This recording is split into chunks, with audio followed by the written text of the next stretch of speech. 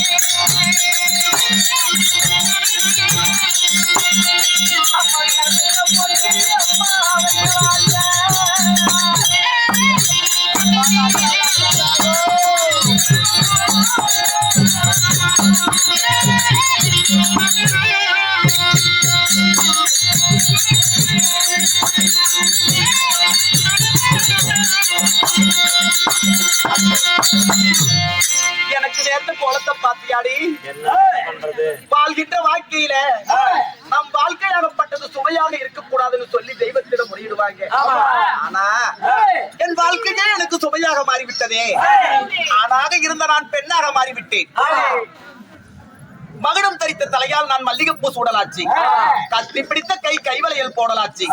மன்னாதி மன்னர்களும் மகுடிபுடி வேந்தர்களும் என்னை கண்டால் கிடுகிடு என்று நடுங்கும் அளவிற்கு இருந்த நான் என்னை பார்த்தால் துரத்தும் அளவிற்கு நான் மோசம் ஆனேனடி அம்மா.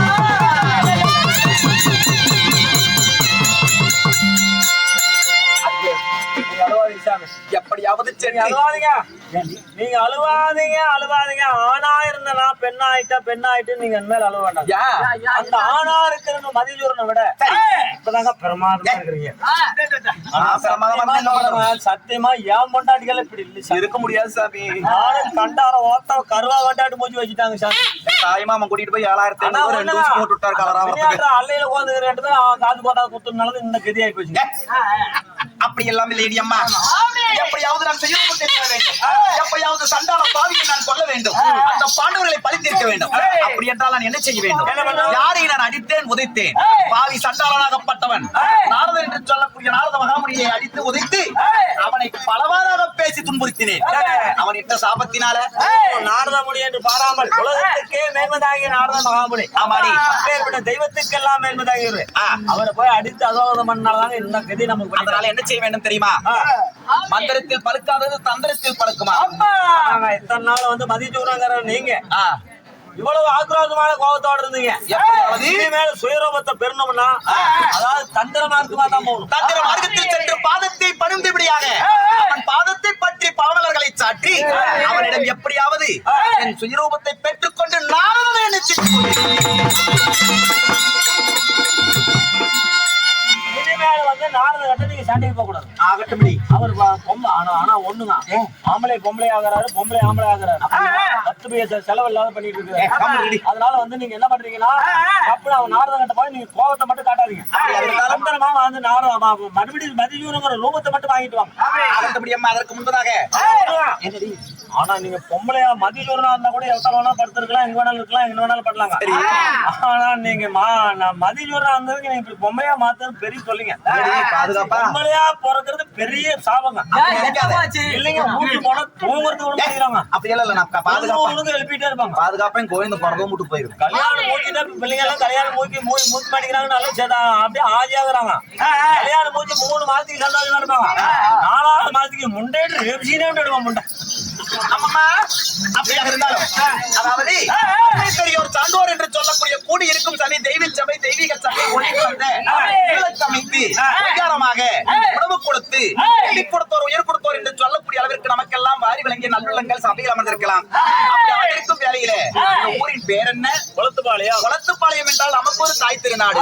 தாய் திருநாடு என்றால் என்ன? அதாவது அம்மா வீட்டுக்கு போனா பிறந்த பிள்ளைங்க இன்னைக்கு சுகத்தோட வாழலாமா? என்ன வேணுமோ எடுத்து திக்கலாம். தாய் கிட்ட என்ன வேணுமோ முறையாடி வாதாடி வாங்கலாமாமா. அப்படி வளர்ப்பு தாய் இருக்கும் விட்டு வாதாட சொந்தம் உண்டு, வாசல நிக்க இடம் உண்டு. நம்ம வளர்ப்பு தாய் போயிட்டு நமக்கு எதுவுமே இல்லையாமா. அப்படிப்பட்ட நம்மளுடைய குளத்துப்பாளையத்தை சேர்ந்த அனைவரும் ஒன்று கூடி ஆணாக பிறந்த அப்பன்மார்களும் பெண்ணாக பிறந்த தாய்மார்களும் அனைவரும் ஒன்று கூடி அம்பாளுக்கு பூச்சாட்டி விழா வைத்த நிரல் நிகழ்ச்சியை நமக்காக ஒரு நாள் சதுர்நாட்டியம். அந்த சதுர்நாட்டியம் என்றால் என்ன? ஆயக்கலைகள் 64 ஒன்றாக விளங்கக்கூடியது கூத்துக்கலை. 64 கலைகளிலே முதல் கலை கூத்து என்றால் கூத்து என்றால் என்ன? தில்லை அம்பலத்திலே நடராஜ பெருமான் ஆடியது கூத்து. அது கூத்துக்கலை. நாம் உலக மார்க்கத்தினால் ஆடும்படியால் இதனுடைய பெயரோ சதுர்நாட்டியம். அப்படிப்பட்ட சதுர்நாட்டியத்தை அமைத்துக் கொடுத்த அனைத்து நல்லுள்ளங்களுக்கும் அது மட்டும் இல்லாமல் அருமை மாமாவாகப்பட்ட ஐயா பேரேமி ஆமாங்கடா பாத்துக்கா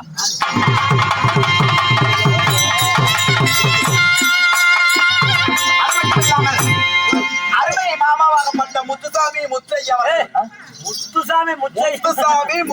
அவர்கள் இல்லாமல் என்னுடைய தாயாக விளங்கக்கூடிய தாய்க்கு தாயாக தயாபதியாக இருக்கக்கூடிய பழனியம்மாள் அவர்கள் பாரு பச்சை மலத்து பாவாயாட்டம் பள்ளி மாலை எந்திரிச்சு உட்கார கேட்டு நான் பாடுற சத்திரம் நங்கவல்லி நாச்சு பேர் 4 பேருக்கு பிடிச்சது சரி அம்மா போச்சு. அதனால அப்படி அனைவரும் நமக்காக வாரி வழங்கினார். அது மட்டும் இல்லாமல் எத்தனையோ ஊர் பொதுமக்கள் சொந்த பந்தங்கள் அனைவரும் அம்மா வந்தோன்னு என்கிட்ட என்ன தெரியுமா சொல்லிச்சு நம்ம நாச்சு முத்தம்மா, கண்ணு நான் இந்த ஊர்ல வாழ்றேன், எனக்கு ஒரே மகன் 2 பொட்ட பிள்ளைங்க இருந்தாலும் எல்லாத்தையும் விசாரிச்சுட்டியா? எல்லாம் என் தாய் குழந்தை. இந்த பக்கம் போனா பிறந்தவும் மூடு, இந்த பக்கம் போனா மாவு மூடு, இந்த பக்கம் போனா சித்தப்பு மூடு, உள்ள போனதான் சூடு பாத்தீங்களா? ஏன் வெள்ள வேட்டி கேட்டு கேட்டு வாட்சி மாட்டீங்க மாமண்டி பார்லுவாரு வெட்டி தினி பாரு மாட்டாரு. அப்படியே நின்றுட்டே இருப்பாரு, வேட்டி அழுக்காம இருப்பான். அப்படியெல்லாம் இல்ல. சீக்கிரம் வேஸ்ட் விட்டா நம்மளும் பாக்கலாம். அருமை முத்தையா அவர்கள் நம்ம இங்க கூத்து ஆடுறத பார்த்து காலையில நம்ம கூட்டிட்டு போறோமா ஊருக்கு? ஆமா தானப்பா, கூட்டு போலீங்கன்னா அவ்வளவு நானெல்லாம் வர முடியாது, நீ வேணா போவ கூட என்ன பண்ண முடியும்? ஆனா கூட்டிட்டு போய் எத்தனை தாம்பலம் கொடுத்து 8 நாள் இருக்குதாமா அம்பாள் பண்டிகைக்கு உன்னை ஆட விடுறாங்கடி. என்ன மனசுலயா கொஞ்சம் எடுத்து விடுறாங்களா? அப்படி அனைவரும் அமர்ந்திருக்கிறார்கள். அவர்கள் எப்படி வாழ வேண்டும் தெரியுமா? அவர்கள் எப்படி இருக்க வேண்டும் தெரியுமா? அம்மா இவ்வளவு நேரம் நீங்க எல்லாம் எப்படி இருந்திருந்தாலும் சரி, பக்கத்துல படுத்துறவங்க எல்லாம் கொஞ்சம் எழுப்பிடுங்க. காரணம் என்னன்னா, ஆயாள் அகிலாண்டீஸ்வரி, சமயபுரத்து மாறி, சத்துரிய கண்ணி, நீண்ட பொட்டுடைய, நீங்காத பூடிய, மஞ்ச முகத்தலிகை, மாயவன் தங்கச்சி, குங்கும முகத்தலிகை, கோவாளன் தங்கச்சி ஒரு கணம் நான் இப்ப கும்பிட போறேங்க. கும்பிடும் போது மனசுக்குள்ள எத்தனையோ கஷ்டங்கள் நமக்கு இருக்கலாம். அத்தனை கஷ்டங்களையும் ஆயா மேல சொல்லக்கூடிய கஷ்டம், சொல்லக்கூடாத கஷ்டம். சொல்லக்கூடிய கஷ்டத்தை யாருக்கிட்ட சொல்லுவோம்? தாய் தகப்ப கிட்ட.